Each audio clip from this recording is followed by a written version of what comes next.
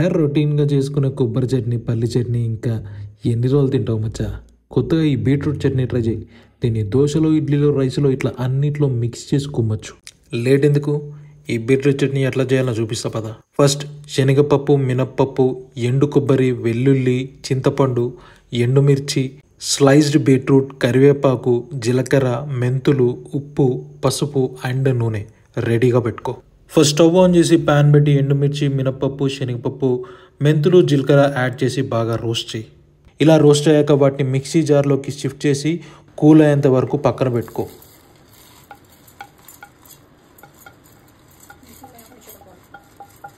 ఇప్పుడు అదే ప్యాన్లో ఆయిల్ యాడ్ చేసి ఆయిల్ కాస్త హీట్ అయిన తర్వాత స్లైస్డ్ బీట్రూట్ని కాసేపు ఫ్రై చేయి. నెక్స్ట్ కరివేపాకు, చింతపండు కూడా యాడ్ చేసి ఫ్రై అయిన తర్వాత వాటిని సపరేట్ మిక్సర్ జార్లోకి తీసుకో. ఇప్పుడు ఆల్రెడీ ఫస్ట్ జార్లో కూలింగ్ కోసం ఉంచిన ఐటమ్స్లో తగినంత సాల్ట్ యాడ్ చేసుకుని సాఫ్ట్ అయ్యేంత వరకు గ్రైండ్ చేయి.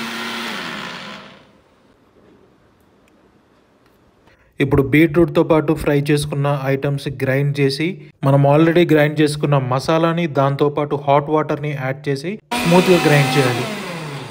సో ఇప్పుడు ఇది ఒక పేస్ట్ లాగా క్రియేట్ అయింది. ఇప్పుడు తాలింపు కోసం ప్యాన్లో ఆయిల్, జీలకర్ర, శనగపప్పు, మినపప్పు, కొంచెం ఇంగువ, కరివేపాకు అండ్ పసుపు వేసి బాగా మిక్స్ చేయండి. ఇప్పుడు ఆల్రెడీ గ్రైండ్ చేసి పెట్టిన బీట్రూట్ మిక్చర్ని ఇందులో వేసి కలిపేస్తే మన స్పెషల్ బీట్రూట్ చట్నీ రెడీ. ఇది ఎంత కలర్ఫుల్గా ఉందో టేస్ట్ కూడా అంతకంటే బాగుంటుంది.